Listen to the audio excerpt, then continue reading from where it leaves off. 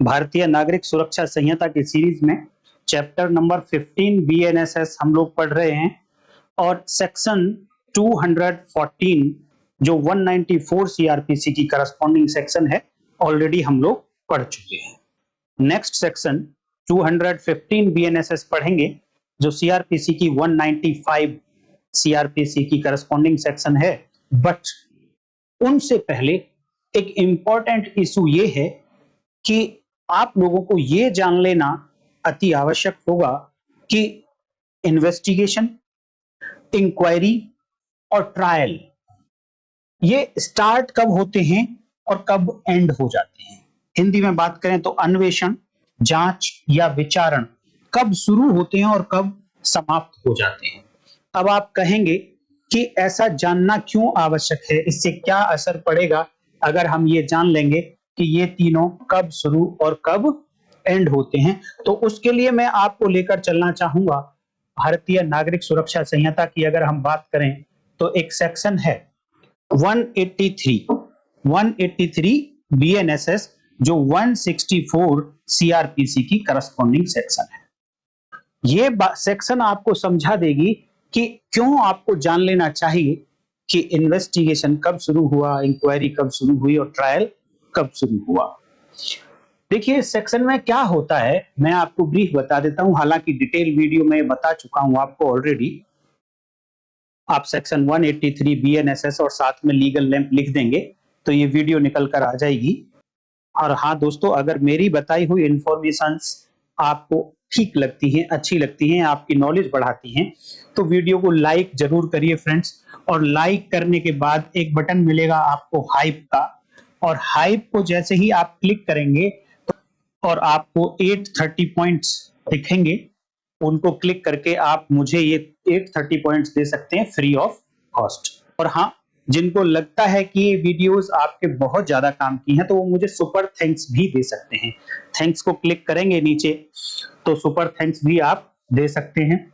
तो इस सेक्शन में क्या बताया गया, इस सेक्शन में देखिए मैजिस्ट्रेट दंडाधिकारी को एक पावर दी गई कि वो किसी विटनेस का स्टेटमेंट, गवाह का बयान या किसी एक्यूज का कन्फेशनल स्टेटमेंट, किसी आरोपी की संस्वीकृति दर्ज कर सकते हैं, रिकॉर्ड कर सकते हैं। इस सेक्शन में ये पावर है मैजिस्ट्रेट साहब को 183 बीएनएसएस या 164 सीआरपीसी।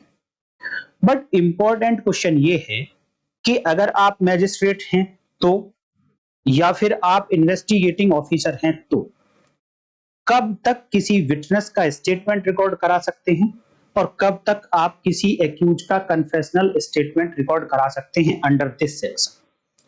तो इस सेक्शन को जब आप पढ़ेंगे तो हिंदी में लिखा है देखिए कि अन्वेषण के दौरान या उसके पश्चात किसी भी समय किंतु जांच या विचारण प्रारंभ होने से पूर्व।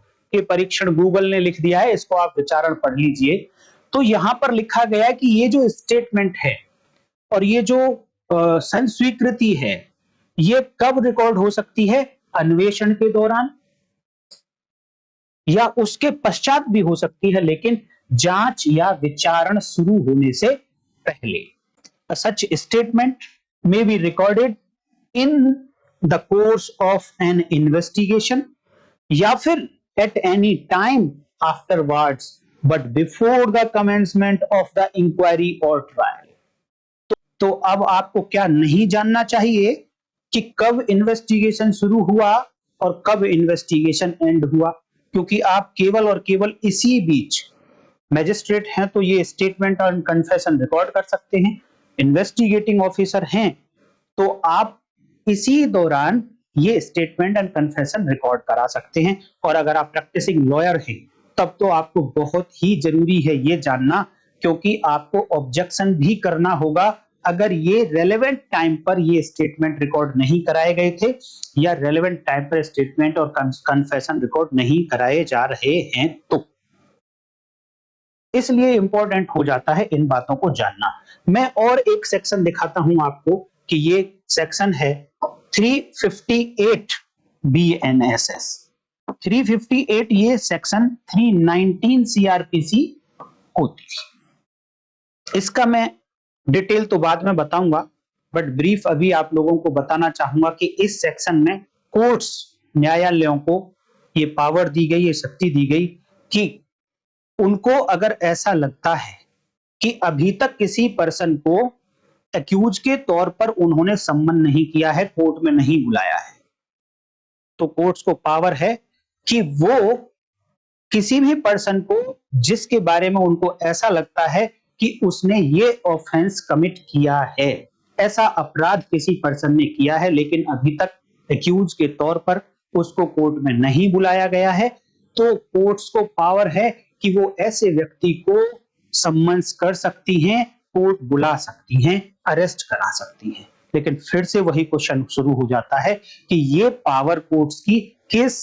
स्टेज पर आएगी, वो स्टेज जान लेना बहुत जरूरी है। तो आप देखिए वो स्टेज कहां होगी, जहां किसी अपराध की जांच या विचारण के साक्ष्य से यह प्रतीत होता है। तो ये स्टेज कब आएगी, जब जांच हो या विचारण हो, उसके दौरान कोई साक्ष्य लिया गया था, एविडेंस ली गई थी। इधर देख लीजिए इंग्लिश में, where in the course of an inquiry or trial of an offense, it appears from the evidence that any person not being the accused has committed any offense for which such person could be tried together with the accused. The court may proceed against such person for the offense which he appears to have committed. तो courts ऐसे व्यक्ति को बुला सकती हैं as an accused, but stage क्या होगी कि वो इंक्वायरी या ट्रायल के दौरान एविडेंस ली गई हो, उनके आधार पर डिसीजन लेंगी। तो क्या अब आप ये नहीं जानना चाहेंगे कि वो इंक्वायरी कब शुरू हुई थी और वो ट्रायल कब शुरू हुआ था? जिस समय वो एविडेंस ली गई थी, क्या वो इंक्वायरी की स्टेज पे थी या वो ट्रायल की स्टेज पे थी या उसके बाद में थी या उसके पहले थी? तभी आप अगर जज हैं तो ठीक से डिसाइड कर पाएंगे कि ये सेक्शन मुझे अप्लाई करनी है या नहीं करनी। अगर आप प्रैक्टिसिंग लॉयर हैं तो आपको ऑब्जेक्शन करना है अगर कोई प्रोसीडिंग हो रही है तो। और एक सेक्शन मैं आपको दिखाता हूं, देखिए उससे भी थोड़ा आपको आइडिया लगेगा। सेक्शन है 348 बीएनएसएस, जो सीआरपीसी की बात करें तो 311 सीआरपीसी होती थी। इसमें क्या कहा गया था कि किसी विटनेस को बुलाना है, कोर्ट को किसी विटनेस को बुलाना है या विटनेस पहले ही एग्जामिन हो चुका है, उसको दोबारा से बुलाना है, तो किस स्टेज पर बुलाया जा सकता है? तो उसके लिए देखिए, किसी भी जांच या विचारण, ये परीक्षण को गूगल ने गलत कर दिया, ये विचारण है, या अन्य प्रोसीडिंग्स, अन्य कार्यवाही के किसी भी चरण में किसी भी व्यक्ति को गवाह के रूप में बुला सकते हैं। एनी कोर्ट में at any stage of inquiry, any stage of trial, any stage of other proceedings under this Sanhita, the court may summon any person as a witness or so and so and so and so. तो क्या आप जानना पसंद नहीं करेंगे कि inquiry actual में शुरू कब होती है, ट्रायल शुरू कब होता है और कब इनका एंड हो गया, कब तक इस सेक्शन का एप्लीकेशन हो सकता है? अब मैं उम्मीद करता हूं कि आपको ये समझ आ गया होगा कि क्या इंपॉर्टेंस है इस बात को जानने की कि कब इंक्वायरी, ट्रायल और इन्वेस्टिगेशन शुरू होते हैं और कब ये एंड हो जाते हैं। तो आइए मैं आपको अब लेके चलता हूं मेन बात की तरफ। सबसे पहले देखेंगे कि इन्वेस्टिगेशन कब शुरू होता है। इन्वेस्टिगेशन, अन्वेषण कब शुरू होगा और कब एंड होगा, इसको मैं आगे बढ़ाऊं तो एक जनरल सी बात बता देता हूं। बहुत सारी जजमेंट्स आप पढ़ लीजिए, सैकड़ों जजमेंट्स आपको मिल जाएंगी माननीय सुप्रीम कोर्ट की, माननीय हाई कोर्ट्स की, कि जहां पर यह कहा गया कि investigation from the registration of FIR start होता है। ये जनरल बात है, जनरल लॉ है। स्पेसिफिक बात भी है कुछ। अगर क्वेश्चन पेपर में आपसे पूछा जाए तो after registration of FIR he investigation शुरू होता है, लेकिन जब आप प्रैक्टिस में जाएंगे, डिटेल्ड आपको चाहिए कि कहीं आर्गुमेंट करनी है, देन देखिए क्या क्या सिचुएशंस होती हैं। अभी मैं आपको एक प्रैक्टिकल सिचुएशन से समझाने की कोशिश करूंगा और आप भी कहेंगे कि हाँ यहां कुछ तो प्रॉब्लम है। तो जनरल बात यह है कि after registration of FIR investigation शुरू हो जाता है और एफआईआर कहां रजिस्टर होती है, 154 सीआरपीसी या 173 बीएनएसएस में। इट मींस यहां एफआईआर रजिस्टर हुई। इसके बाद सेक्शन है 156 सबसेक्शन 1 सीआरपीसी, जो अब 175 सबसेक्शन 1 बीएनएसएस हो गई है। यहां से पुलिस ऑफिसर को पावर मिलती है कि विदाउट ऑर्डर ऑफ मैजिस्ट्रेट वो इन्वेस्टिगेशन कर सकता है। लेकिन ध्यान देना इन दोनों सेक्शंस में डिफरेंस ध्यान देना कि यहां तो केवल और केवल कॉग्निजेबल ऑफेंस को रजिस्टर करने के लिए बाउंड किया गया स्टेशन हाउस ऑफिसर को, officer in charge of police station को। यहां पर उसको कहा गया कि तुम्हें पावर है कि अगर कोई कॉग्निजेबल केस है तो उसमें बिना मजिस्ट्रेट के ऑर्डर के इन्वेस्टिगेशन आप कर देना। लेकिन यहां पर यह नहीं कहा गया कि इन्वेस्टिगेशन शुरू हो गया है। इससे नेक्स्ट सेक्शन है 157 सीआरपीसी या आप बात करें तो 176 बीएनएसएस। यहां एक्चुअल में बताया गया है कि इन्वेस्टिगेशन स्टार्ट होता है। अब इन सेक्शंस पे मैं थोड़ा जाऊं आगे, उससे पहले प्रैक्टिकल सिचुएशन आप लोगों के सामने रखना चाहूंगा। हो सकता है बहुत सारे लोगों को पता भी हो सकता है और हो नहीं सकता, बल्कि मैं ये कहूंगा कि 90% लोगों को पता ही नहीं होगा कि प्रैक्टिकल में ऐसा भी होता है। सिचुएशन ये है कि एक पुलिस ऑफिसर है जो अपनी ड्यूटी करने के लिए रोड पर खड़ा है और व्हीकल्स की चेकिंग कर रहा है, आने जाने वालों की चेकिंग कर रहा है। उसे डाउट होता है कि एक पर्टिकुलर पर्सन जो सामने से आ रहा है इसके पास कोई प्रोहिबिटेड आइटम है। प्रोहिबिटेड आइटम कुछ भी हो सकता है। इट मींस प्रोहिबिटेड आइटम मतलब प्रतिबंधित वस्तु। इसका मतलब ये कि किसी कानून ने मना किया है कि कोई व्यक्ति ऐसे सामान को अपने पास नहीं रखेगा, तो वो प्रतिबंधित सामान कहलाएगा। जैसे कि कोई चाकू है एक स्पेशल टाइप का, कानून ने मना किया कि आप नहीं रखेंगे अपने पोजीशन में। दूसरा, पिस्टल है कोई बिना लाइसेंस के, कोई भी आर्म्स नहीं रखेंगे, ना कोई एम्यूनेशन रखेंगे जब तक आपके पास उसका लाइसेंस ना हो। तीसरी बात, कोई नार्कोटिक्स ड्रग्स हैं उनको नहीं रखेंगे जब तक आपके पास लाइसेंस ना हो। साइकोट्रोपिक सब्सटेंस नहीं रखेंगे, मादक पदार्थ नहीं रखेंगे। तो ये प्रतिबंधित आइटम है और उस पुलिस ऑफिसर को लगा कि सामने से जो एक व्यक्ति आ रहा है इसके पास कुछ प्रोहिबिटेड आइटम है। तो जैसे ही पुलिस ऑफिसर के पास वो व्यक्ति आया उसने पकड़ लिया, रोक लिया और उसने कहा कि मैं आपकी तलाशी ले रहा हूं, मुझे डाउट है। उसने तलाशी ली तो उसके पास से एक पिस्टल मिल गई। तो ध्यान देना, अभी तक कोई ऑफेंस नहीं हुआ है, अभी तक कोई अपराध नहीं हुआ है, क्योंकि हो सकता है कि पिस्टल का उसके पास लाइसेंस हो। तो पुलिस ऑफिसर ने इस व्यक्ति को कहा कि आप मुझे इस पिस्टल का लाइसेंस दिखाइए। तब उस व्यक्ति ने कहा कि मेरे पास लाइसेंस नहीं है। जैसे ही उसने ये कहा कि मेरे पास लाइसेंस नहीं है, अब ये पिस्टल का उसके पोजीशन में पाया जाना एक कॉग्निजेबल ऑफेंस हो गया, एक संज्ञेय अपराध हो गया। तो अब पुलिस ऑफिसर यहां से क्या करता है, यहां से प्रैक्टिकल सिचुएशन में आप लोगों को बताऊंगा कि वो पुलिस ऑफिसर इस पर्सन को डिटेन कर लेता है, अपनी कस्टडी में ले लेता है और इसको बैठा देता है।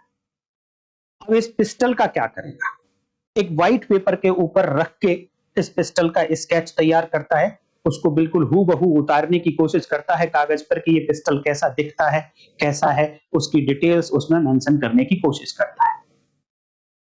इसके बाद अब इस पिस्टल को वो पुलिस ऑफिसर किसी भी कपड़े में रखे, किसी भी पैकेट में रखे, किसी ट्रांसपेरेंट बर्तन में रखे, कंटेनर में रखे, उसमें रखने के बाद उसे बंद करेगा और बंद करने के बाद उस पर अपनी मोहर लगा देता है, सील लगा देता है। और सील लगाने के बाद एक सीजर मीमो तैयार करता है जिसके थ्रू वो अपने पोजीशन में अब इस वेपन को ले लेता है सील करने के बाद। अब इसके बाद जो उसकी अगली कार्रवाई होती है वो ये है कि अब वो एक रिक्वेस्ट तैयार करता है officer in charge of police station के नाम से कि ऐसा ऐसा हुआ है। वो क्रोनोलॉजिकल ऑर्डर में सारी बातें लिखता है कि मैं यहां पर क्यों था, कितने वजह से था, कितने बजे कौन व्यक्ति आया जिसकी उसने तलाशी ली तो उसके पास क्या मिला, और फिर उसने क्या किया है, लाइसेंस मांगा, लाइसेंस नहीं दिया है, और जो जो उसने कार्रवाई की सर्च से लेकर सीजर तक सारी मेंशन करता है उसमें। और फिर लास्ट में ये कहता है कि इस व्यक्ति ने अपने पोजेशन में एक आर्म्स रखा है जिसका लाइसेंस इसके पास नहीं है, अर्थात इस व्यक्ति ने एक संज्ञेय अपराध कर दिया है, जिसको अगर कानून की भाषा में कहें तो 25 आर्म्स एक्ट का अपराध कर दिया है। तो लास्ट में फिर वो रिक्वेस्ट करता है officer in charge of police station को कि आप एफआईआर रजिस्टर करिए और एक इन्वेस्टिगेटिंग ऑफिसर इस केस को इन्वेस्टिगेशन करने के लिए डिप्यूट करके मेरे पास भेज दीजिए। मैं यहां पर वो व्यक्ति मैंने कस्टडी में ले रखा है, ये जो आर्म्स है जिसको मैंने सीज किया है वो मेरे पास है, तो आप एक इन्वेस्टिगेटिंग ऑफिसर मेरे पास भेज दीजिए। वो जगह बता देता है अपनी कहां पर भेज दीजिए। तो अब इस रिक्वेस्ट को जब थाने भेजा जाता है, वो स्टेशन हाउस ऑफिसर इस पर एक एफआईआर रजिस्टर करा देता है, और एफआईआर रजिस्टर होने के बाद इन्वेस्टिगेटिंग ऑफिसर अपॉइंट करके वहां भेज देता है फर्दर इन्वेस्टिगेशन करने के लिए। अभी जैसा कि पहले मैंने बताया, आपको बहुत सारी जजमेंट्स आपको देखने को मिलेंगी, including Lalita Kumari versus state of UP. उसमें यही कहा गया कि after registration of FIR investigation start होता है। तो इस वाले प्रैक्टिकल सिचुएशन को आप माइंड में रखिए। तो यहां पर क्या बताया गया कि एफआईआर रजिस्ट्रेशन होने से पहले आपने देखा कि वो पुलिस ऑफिसर बहुत कुछ कर चुका है, अक्यूज को डिटेन कर चुका है, उसने एक कागज पर पिस्टल का स्केच तैयार किया है, दूसरा उस पिस्टल को उसने कहीं पैक किया, किसी कंटेनर में रखा, बंद किया, सील किया, और उसके बाद सीजर मीमो तैयार की जिसे कहीं कहीं महाजर भी कहा जाता है। और फिर उसके बाद उसने वो एक डॉक्यूमेंट तैयार किया जिसपे अपने नीचे साइन किए और एसएचओ को रिक्वेस्ट की। इतने सारे काम बिफोर रजिस्ट्रेशन ऑफ एफआईआर किए हैं, प्रथम सूचना रिपोर्ट दर्ज होने से पहले पहले किए हैं। तो अब आप इसके साथ मैच करना कि इन्वेस्टिगेशन तो एफआईआर दर्ज करने के बाद शुरू होता है, इट मींस अब शुरू होगा इन्वेस्टिगेशन। तो फिर ये पुलिस ऑफिसर ने ये जितनी भी कार्रवाइयां की, ये क्या थी, क्या ये इन्वेस्टिगेशन की कैटेगरी में आएगा या नहीं आएगा? क्वेश्चन ये है। आप वीडियो को पॉज करिए और उसके बाद कमेंट करके आप बताइए कि आपका क्या व्यू है कि ये सारी प्रोसीडिंग्स जो उस पुलिस ऑफिसर ने की, सर्च से लेकर सीजर और कस्टडी में लेना, क्या ये इन्वेस्टिगेशन का पार्ट था या नहीं था? एक और एग्जांपल आपको देता हूं। एक किसी व्यक्ति ने सेंट्रल ब्यूरो ऑफ इन्वेस्टिगेशन को, सीबीआई को फोन करके बताया कि एक पर्टिकुलर पर्सन है जो काफी करप्ट है, भ्रष्ट व्यक्ति है, और उसने मेरे से कोई काम करने के लिए 1 लाख रुपए मांगे थे जो मैंने उसको दे दिए हैं, और वो व्यक्ति अब ग्वालियर से इंदौर आ रहा है, ट्रेन से आ रहा है। अगर आप चाहें तो उसको ट्रेन में पकड़ सकते हैं और वो 1 लाख रुपए उसके पास मिल सकते हैं। तो ये इंफॉर्मेशन जो उस व्यक्ति ने सीबीआई को दी, सीबीआई ने इसको जीडी में लिख दिया। जीडी बोले तो जर्नल डायरी, जर्नल डायरी में इसको लिख दिया, और लिखने के बाद टीम तैयार की। टीम तैयार करने के बाद इस व्यक्ति को ट्रेन में इंटरसेप्ट कर दिया, और जब इसकी तलाशी ली गई तो इसके पास से वो 1 लाख रुपए भी मिल गए। उन्होंने वैसी तरीके से फिर उन पैसों को सीज किया। सीज करने के बाद इसमें लेटर ऑन स्टेज पर फिर बाद में एफआईआर दर्ज की गई। तो इस केस को हाई कोर्ट ने तो क्वेश कर दिया, लेकिन जब ये मैटर, सीबीआई इस मैटर को लेकर सुप्रीम कोर्ट गई, तो सुप्रीम कोर्ट ने हाई कोर्ट के डिसीजन को पलट दिया। और उसमें क्या कहा गया, देखिए, पहले मैं आपको वही दिखा देता हूं। देखिए जजमेंट का नाम है पुलिस अधीक्षक सीबीआई एंड अन्य बनाम तपन कुमार सिंह, ये इसकी साइटेशन। और इस केस को डिसीजन देते देते माननीय सुप्रीम कोर्ट ने कहा कि जीडी प्रविष्टि को प्रथम सूचना रिपोर्ट माना जा सकता है और यहां जांच का आधार प्रदान कर सकती है। ये जांच की जगह पर इन्वेस्टिगेशन होगा, ये इन्वेस्टिगेशन के आधार प्रदान कर सकती है। इट मींस दो it was not disputed in the law in an appropriate case, देखिए ना कि हर जगह ऐसा होगा। सुप्रीम कोर्ट ने कहा, माननीय सुप्रीम कोर्ट ने कहा कि in an appropriate case, not ऑफनली, a GDA entry may be treated as a first information report and can provide the basis for investigation. एक जो जीडी है, कहीं कहीं इसको डीडी भी बोला जाता है, डेली डायरी, तो उन्होंने कहा कि एक पर्टिकुलर सर्कमस्टांसेस में जर्नल डायरी एक इन्वेस्टिगेशन का आधार दे सकती है, इन्वेस्टिगेशन यहां से शुरू हो सकता है और जीडी को ही एफआईआर माना जा सकता है। लेकिन एक कंडीशन बताई उन्होंने कि अगर इस जर्नल डायरी में इतना सब कुछ लिखा हुआ है जो एक कॉग्निजेबल ऑफेंस को डिस्क्लोज करते हो फैक्ट, वो सारे फैक्ट्स अगर इस जर्नल डायरी में लिखे हैं, देन ये जर्नल डायरी प्रथम सूचना रिपोर्ट की तरह काम करेगी और इसके बाद से ही इन्वेस्टिगेशन शुरू हो जाएगा। तो इस मैटर में आपने देखा कि इन्वेस्टिगेशन कहां से शुरू हो गया, जबकि इसके 2 दिन बाद एफआईआर रजिस्टर हुई थी। तो एफआईआर रजिस्टर से इन्वेस्टिगेशन शुरू होता है, ये एक जनरल बात है, लेकिन हमेशा यही बिल्कुल सच नहीं होगा। कुछ मैटर्स में जर्नल डायरी भी अपने आप में एफआईआर का काम करती है। तो जजमेंट का नाम आप याद रखेंगे, सुपरिंटेंडेंट ऑफ सीबीआई वर्सेस तपन कुमार सिंह, 2003 का ये केस है। लेकिन आप ध्यान देना कि वो जो प्रैक्टिकल सिचुएशन मैंने पीछे बताई जिसमें पिस्टल मिली, उसमें और इस सिचुएशन में क्या डिफरेंस है कि इस मैटर में एक इंफॉर्मेशन आई थी सीबीआई के पास, लेकिन उस मैटर में उस पुलिस ऑफिसर के पास कोई इंफॉर्मेशन नहीं आई थी। उसका अपना व्यू था कि शायद ये डाउट है, इस पर कुछ मिल जाए। दूसरा, ये जब इंफॉर्मेशन सीबीआई के पास आई तो उन्होंने लिखा था, एक डॉक्यूमेंट, एक जीडी तैयार हुई थी, लेकिन इस मैटर में कहीं कोई इंफॉर्मेशन पहले रिकॉर्ड नहीं हुई थी। तो ये दोनों डिफरेंस आप ध्यान में रखते हुए अब बताइए कि जहां जीडी लिखी गई वहां तो चलो कॉग्निजेबल ऑफेंस डिस्क्लोज करती थी जीडी, तो इन्वेस्टिगेशन शुरू हो गया, लेकिन इस मैटर में क्या होगा, यहां तो जीडी भी नहीं है, तो उसने वो सर्च सीजर जो कुछ भी किया, क्या वो इन्वेस्टिगेशन का पार्ट कहलाएगा? और देखिए इन्वेस्टिगेशन की डेफिनेशन आप पढ़ लीजिए, investigation means collection of evidences by a police officer or any other person authorized by magistrate and collection of evidences under this Samhita or any other law for the time being in force. It means साक्ष्य को एकत्रित करना investigation कहलाता है। और किसी situation में जाके मान लीजिए कि वो पुलिस ऑफिसर ने जो कुछ किया वो इन्वेस्टिगेशन नहीं था, तो इट मींस वो साक्ष्य भी नहीं था, वो एविडेंस भी नहीं था।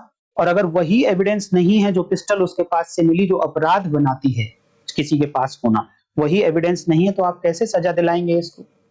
तो इस क्वेश्चन को डिसाइड करना बहुत जरूरी है कि वो सब कुछ जो किया पुलिस ऑफिसर ने, क्या वो प्रिलिमिनरी इंक्वायरी थी या प्रिलिमिनरी इन्वेस्टिगेशन था या रेगुलर इन्वेस्टिगेशन था जो किसी एविडेंस को कलेक्ट करने के लिए किया जाता है।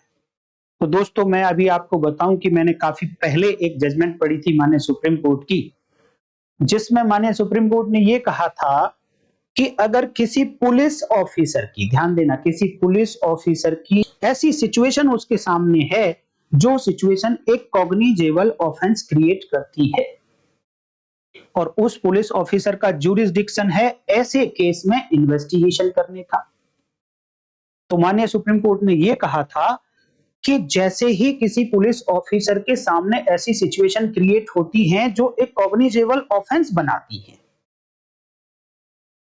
तो जैसे ही कॉग्निजेबल ऑफेंस उस पुलिस ऑफिसर के सामने हुआ है जो इन्वेस्टिगेशन करने का ज्यूरिसडिक्शन रखता है, तो वहीं से इन्वेस्टिगेशन स्टार्ट हो जाता है। इसमें एफआईआर का रजिस्ट्रेशन मेयर फॉर्मेलिटी है।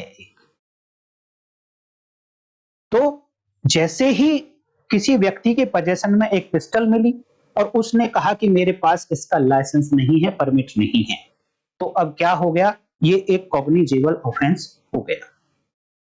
अब आप मुझे एक बात बताइए कि क्या पुलिस ऑफिसर किसी भी सिचुएशन में अब यहां से ऐसा कर सकता है कि वो एफआईआर रजिस्टर ना करे?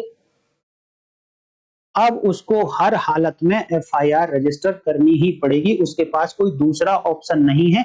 वो पिछली स्टेज पर नहीं जा सकते, उसे अगली स्टेज पर ही जाना पड़ेगा, एफआईआर रजिस्टर करानी ही पड़ेगी।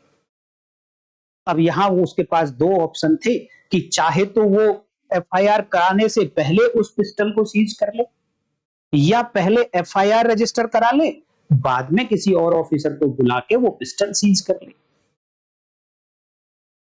तो देखिए, लॉ ये कहता है कि अगर कोई एविडेंस मिली है तो उसको आप जल्दी से जल्दी प्रिक्योर करेंगे, जल्दी से जल्दी उसको आप सेफ रखेंगे, आप डिले नहीं करेंगे कलेक्शन ऑफ एविडेंस में अगर आपके सामने एविडेंसेस हैं तो। दोनों प्रोसेस वो फॉलो कर सकता था, लेकिन अगर ये प्रोसेस फॉलो करता है कि मैं अभी इसको लेके बैठूंगा ऐसे ही और इंफॉर्मेशन वहां दे देता हूं पुलिस स्टेशन में और जाकर एफआईआर रजिस्टर होगी, देन वहां से आएगा, तो इतनी देर तक जो उसके पास एविडेंसेस रही, ये टेम्परिंग होने का एलिगेशन आ सकता है। इसलिए इन सब से बचने के लिए उसने अगर किसी प्रॉपर्टी को सीज कर लिया है बिफोर रजिस्ट्रेशन ऑफ एफआईआर, तो वो इन्वेस्टिगेशन का पार्ट है उस सिचुएशन में जब उसके पास कोई पीछे लौटने का रास्ता ना हो, उसे आगे ही जाना पड़ेगा। लॉ में आप ध्यान रखिए कि बहुत सारी स्टेज आपके सामने, पुलिस ऑफिसर के सामने, मजिस्ट्रेट के सामने, कोर्ट के सामने ऐसी आएंगी कि जब वो एक बार कुछ डिसीजन ले लेंगे तो वो पीछे नहीं लौट सकते, उन्हें आगे ही जाना पड़ेगा। तो जब उन्होंने ऐसा डिसीजन ले लिया कि अब मैं आगे जाऊंगा, चाहे वो बेशक उस अगली स्टेज पर अभी तक नहीं पहुंचे हैं, देन तब भी कहा जाएगा कि वो वाला एक्शन जो अगली स्टेज से शुरू होना था वो अभी पहली ही स्टेज पर शुरू हो गया है जहां उन्होंने ऐसा डिसीजन ले लिया। तो इस मैटर में भी पुलिस ऑफिसर के सामने अगर कॉग्निजेबल ऑफेंस हुआ है और वो इन्वेस्टिगेशन करने का ज्यूरिसडिक्शन रखता है, तो उसके पीछे लौटने का उसके पास कोई रास्ता नहीं है, उसे आगे ही जाना पड़ेगा। इट मींस उसको एफआईआर ही रजिस्टर करानी पड़ेगी। इट मींस जिस समय उसकी नॉलेज में ये commission of offence, cognizable offence आया, उसी समय से इन्वेस्टिगेशन स्टार्ट हो जाता है। अब जो कुछ वो करेगा सब during the course of investigation करना। हालांकि वो जजमेंट मैंने काफी अभी सर्च मारी, मुझे मिली नहीं, बट लॉजिक मैं आपको दे रहा हूं, आप जरा सर्च मारिए, अगर आपको मिलता है तो कमेंट करके बताइए। अगर आपका कुछ डिफरेंट व्यू है तब भी आप अपने कमेंट करके मुझे आप बताइए, मैं अपने आप को इंप्रूव कर लूंगा। तो ये तो बात हुई कि इन्वेस्टिगेशन कब शुरू होता है। अब दूसरी बात आती है कि इन्वेस्टिगेशन एंड कब होता है। तो उसके लिए आप देखिए कि आप पढ़िए सेक्शन 173 सीआरपीसी, जो 193 बीएनएसएस की करस्पॉन्डिंग सेक्शन है। वहां पर यह कहा गया कि सब सेक्शन 1 में बोला गया कि every investigation shall be completed without delay, बिना किसी विलंब के आप अन्वेषण को कंप्लीट कर दीजिए, पुलिस ऑफिसर को ऐसा बोला गया। और नेक्स्ट में बोला गया कि as soon as investigation is completed, now police officer in charge of police station shall forward a report to a magistrate empowered to take cognizance। यहां इस सेंटेंस को अगर आप ध्यान से सुनेंगे तो वो यहां ये कहा गया कि जैसे ही इन्वेस्टिगेशन कंप्लीट होगा तो तुरंत officer in charge of police station एक रिपोर्ट मैजिस्ट्रेट के पास भेजेगा, जो रिपोर्ट पुलिस रिपोर्ट कहलाती है। इट मींस कि पुलिस रिपोर्ट जो बनेगी वो आफ्टर कंप्लीशन ऑफ इन्वेस्टिगेशन बनेगी। तो इस तरीके से आप कह सकते हैं कि अगर किसी केस में पुलिस रिपोर्ट तैयार हो गई है तो अब आप कह सकते हैं कि इन्वेस्टिगेशन एंड हो गया है। तो आप सेक्शन 183 को अगर ध्यान में रखेंगे तो वहां पर देखिए क्या कहा गया था कि 183 में विटनेस के स्टेटमेंट और एक्यूज का कन्फेशन कब रिकॉर्ड किया जा सकता है। तो वहां पर दो बातें कही गई थी। पहली बात थी इन the course of investigation, it means जब से इन्वेस्टिगेशन शुरू हुआ और जब तक वो चला, इस बीच में कभी भी विटनेस का स्टेटमेंट या एक्यूज का कन्फेशनल स्टेटमेंट आप रिकॉर्ड करा देना। पुलिस ऑफिसर रिकॉर्ड करा सकते हैं, मैजिस्ट्रेट रिकॉर्ड कर सकते हैं।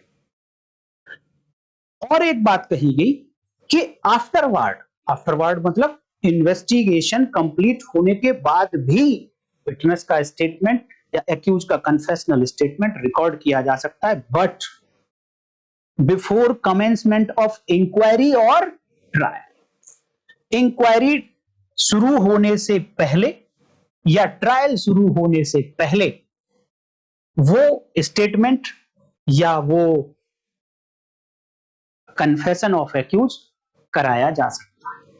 तो अब आप सोचिए जरा कि क्या कोई ऐसी स्टेज है जब इन्वेस्टिगेशन कंप्लीट हो गया हो, इट मींस पुलिस रिपोर्ट बन गई है और अभी तक इंक्वायरी या ट्रायल शुरू नहीं हुआ है। तो क्या ऐसा कोई समय होता है? तो हाँ, होता है दोस्तों, कि जैसे ही officer in charge of police station एक रिपोर्ट तैयार करते हैं, पुलिस रिपोर्ट तैयार करते हैं, और उसका अगला स्टेज ये होती है कि वो रिपोर्ट अब मैजिस्ट्रेट साहब के पास जाएगी, जिस पर मैजिस्ट्रेट साहब को अपनी इंक्वायरी करनी है, कॉग्निजेंस लेना है नहीं लेना है, एक्यूज को बुलाना है नहीं बुलाना है, वो सारी कार्रवाइयां करेंगे। लेकिन पुलिस रिपोर्ट तैयार होने के बाद सेक्शन 158, ध्यान देना, 158 सीआरपीसी जो 177 बीएनएसएस की करस्पॉन्डिंग सेक्शन है, इसमें यह कहा गया कि ये रिपोर्ट एक सीनियर ऑफिसर के थ्रू जाएगी और वो senior officer generally deputy superintendent of police या असिस्टेंट कमिश्नर ऑफ पुलिस होते हैं, उनके थ्रू जाएगी कहां? मैजिस्ट्रेट साहब के पास। इट मींस रिपोर्ट बनने के बाद भी कुछ स्टेप हैं जो टाइम लेंगे और इनको पावर दी गई इन सुपीरियर ऑफिसर्स को कि ये अपने कमेंट कर सकते हैं उस रिपोर्ट पर फर्दर इन्वेस्टिगेशन के रिगार्डिंग। तो इसका कहने का मतलब ये है कि रिपोर्ट तैयार होने के बाद मैजिस्ट्रेट तक इस रिपोर्ट के पहुंचने तक कुछ पीरियड होता है। अगर इन्वेस्टिगेशन एंड भी हो गया है तो इस पीरियड में भी कन्फेशनल स्टेटमेंट किसी एक्यूज का या किसी विटनेस का स्टेटमेंट रिकॉर्ड कराया जा सकता है। लेकिन वंस इंक्वायरी शुरू हो जाती है या ट्रायल शुरू हो जाता है तो फिर इसके बाद एक्यूज का कन्फेशनल स्टेटमेंट, संस्वीकृति या किसी गवाह का स्टेटमेंट, बयान, वो रिकॉर्ड नहीं कराया जा सकता। तो क्या अब आपको ये नहीं जानना चाहिए कि इंक्वायरी कब शुरू होती है? बिल्कुल जानना पड़ेगा, क्योंकि तभी आप डिसाइड कर पाएंगे कि अभी मुझे ये स्टेटमेंट रिकॉर्ड कराना है या नहीं कराना है। तो अब मैं आपको दिखाऊंगा कि इंक्वायरी शुरू कब होती है। देखिए, जहां भी पूरी बीएनएसएस में या पूरे सीआरपीसी में आपको इंक्वायरी शब्द लिखा हुआ मिले तो इसका मतलब ये है फ्रेंड कि इसका मीनिंग आप सेक्शन 2 और उसकी क्लॉज जी सीआरपीसी या आज की डेट में बात करें तो सेक्शन 2 सबसेक्शन 1 क्लॉज के बीएनएसएस में लिखे मीनिंग से ही निकालना पड़ेगा। और वहां पर लिखा है कि सारी इंक्वायरी कहलाएंगी बट अदर देन ट्रायल होनी चाहिए, ट्रायल के अलग होनी चाहिए। वो सभी इंक्वायरी जो या तो मजिस्ट्रेट ने की या कोर्ट ने की, वो सभी इंक्वायरी 2G की इंक्वायरी या 21K की इंक्वायरी कहलाएंगी। तो यहां पर हम उसी इंक्वायरी की बात कर रहे हैं कि मैजिस्ट्रेट या कोर्ट कब कहा जाएगा कि इन्होंने इंक्वायरी शुरू कर दी है किसी केस में। तो इसके लिए मैं बहुत ज्यादा डिटेल में ना जाके, देखिए दोस्तों, मैं आपको यहां बहुत सारी स्टडी करने के बाद बहुत ही रेलेवेंट माननीय सुप्रीम कोर्ट की जजमेंट्स के नाम बता रहा हूं, जो अभी तक ना तो ओवर रूल्ड हुए हैं, बल्कि इन्होंने कई सारे केसेस को ओवर रूल्ड कर दिया है। और ध्यान देना, अभी ये जो जजमेंट आपको मैं बता रहा हूं, हरदीप सिंह बनाम पंजाब राज्य 2014 का केस है, ये 5 जजेस बेंच का डिसीजन है। और इस केस में ये कहा गया कि जांच शब्द, ये जांच इंक्वायरी है, जांच शब्द जांच एजेंसी द्वारा, ये इन्वेस्टिगेटिंग एजेंसी की बात कर रहे हैं यहां पे भैया, ध्यान देना, क्योंकि गूगल से मैं ट्रांसलेट करता हूं तो थोड़ा प्रॉब्लम आ जाती है, आप मुझे थोड़ा सा कोऑपरेट करेंगे। जांच शब्द इन्वेस्टिगेटिंग एजेंसी द्वारा मामले की इन्वेस्टिगेशन से संबंधित जांच नहीं है, बल्कि आरोप पत्र दाखिल होने पर मामला न्यायालय के संज्ञान में आने के बाद की जांच। इंग्लिश से देख लीजिए, थोड़ा और क्लियर हो जाएगा। The word inquiry is therefore not an inquiry related to investigation of the case by the investigating agency, but is an after the case is brought to the notice of the court on filing of charge sheet। इसका मतलब inquiry कब शुरू होती है? जैसे ही एक chargesheet, जैसे ही एक पुलिस रिपोर्ट मैजिस्ट्रेट के सामने रख दी गई और मैजिस्ट्रेट की नोटिस में आ गया कि हाँ उनके पास कोई चार्जशीट आई है या कोई पुलिस रिपोर्ट आई है, वो किसी भी फॉर्म में हो सकती है, चार्जशीट की फॉर्म में, cancellation, closure, FR, B report, A report, जो भी नाम आप लोग देते हो, वो किसी भी फॉर्म में हो सकती है। जैसे ही मैजिस्ट्रेट की नोटिस में ये आया कि वो पुलिस रिपोर्ट उनके सामने आ गई है, अब यहां से इंक्वायरी स्टार्ट हो गई है, ऐसा 5 जजेस बेंच ने कहा। Hardeep Singh versus state of Punjab 2014 1 scale 240 इस केस में। तो अब 183 बीएनएसएस को आप दोबारा से देखेंगे तो confessional statement of accused and statement of witnesses कब तक हो सकते हैं? जब तक हो सकते हैं जब तक कि वो चार्जशीट या पुलिस रिपोर्ट मैजिस्ट्रेट के सामने नहीं पुटअप की गई और मैजिस्ट्रेट साहब के नोटिस में नहीं आई है, तब तक ये स्टेटमेंट 183 बीएनएसएस को 164 सीआरपीसी को यूज किया जा सकता है। तो इंक्वायरी शुरू कहां से हुई? जैसे ही मैजिस्ट्रेट के सामने ये पुलिस रिपोर्ट को रख दिया गया। अब क्वेश्चन आता है कि इंक्वायरी एंड कब होगी? तो एंड के लिए आप ध्यान रखना, बहुत सारी जजमेंट्स आपको मिल जाएंगी, माननीय सुप्रीम कोर्ट की भी हैं, हाई कोर्ट्स की भी हैं, कि जैसे ही ट्रायल शुरू होता है इंक्वायरी एंड हो जाती है। Inquiry ends and trial begins. जांच का खत्म होना विचारण का शुरू होना होता है। तो क्वेश्चन ये आता है कि विचारण कब शुरू होता है, ट्रायल शुरू कब होता है, तभी आप कहेंगे कि इंक्वायरी एंड हो गई है। तो इसी जजमेंट में फिर से हरदीप सिंह बनाम पंजाब राज्य, Hardeep Singh versus state of Punjab, इसी केस में कहा गया, ध्यान दीजिए क्या कहा, चूंकि विचारण का अर्थ किसी व्यक्ति के दोषी या निर्दोष होने का निर्णय करने वाले मुद्दों का निर्धारण है, इसलिए व्यक्ति को यह पता होना चाहिए कि उसके विरुद्ध क्या मामला है और न्यायालय उसे आरोप तय होने के चरण में ही इसकी सूचना देते हैं। अब यहां से आगे देखो जरा, विचारण आरोप तय होने पर ही शुरू होता है। विचारण आरोप तय होने पर ही शुरू होता है। कहां बोला गया? Hardeep Singh versus state of Punjab में। इसका मतलब जब तक आरोप तय नहीं होते हैं तब तक इंक्वायरी चल रही है, और जैसे ही आरोप तय हुए और साथ में एक्यूज ने कहा कि I do not plead guilty, मैं अपनी गलती नहीं मानता हूं, मैंने ये अपराध नहीं किया है, उसी समय से ट्रायल शुरू हो जाता है।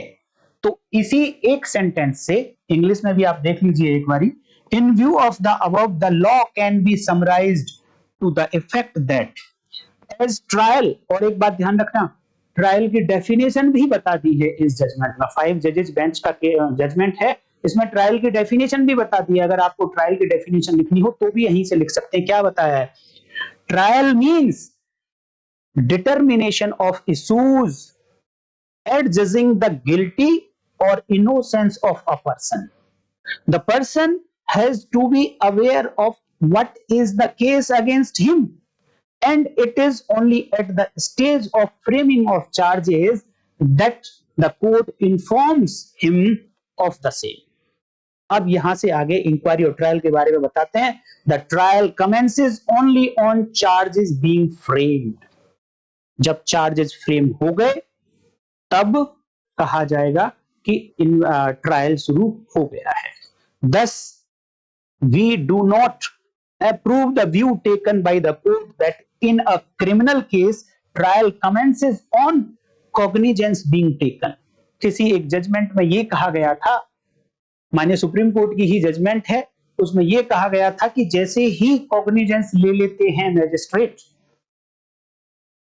उसके आगे की जो प्रोसीडिंग्स हैं 207 सीआरपीसी, जो केवल डॉक्यूमेंट सप्लाई करने वाली बात है, या कमिटल वाली जो प्रोसीडिंग्स हैं, उन्होंने कहा कि ये इंक्वायरी हो ही नहीं सकती क्योंकि इसमें कोई भी माइंड, जुडिशियल माइंड अप्लाई नहीं करता है मैजिस्ट्रेट, वो केवल फॉर्मेलिटी है, तो वो इंक्वायरी की स्टेज नहीं हो सकती। वहीं से ट्रायल शुरू हो जाता है जब उसने कॉग्निजेंस ले लिया।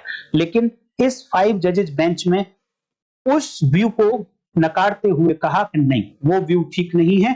व्यू ठीक है कि जैसे ही चार्जेस फ्रेम होते हैं देन ही ट्रायल कमेंस होता है, और as soon as trial commence then inquiry ends.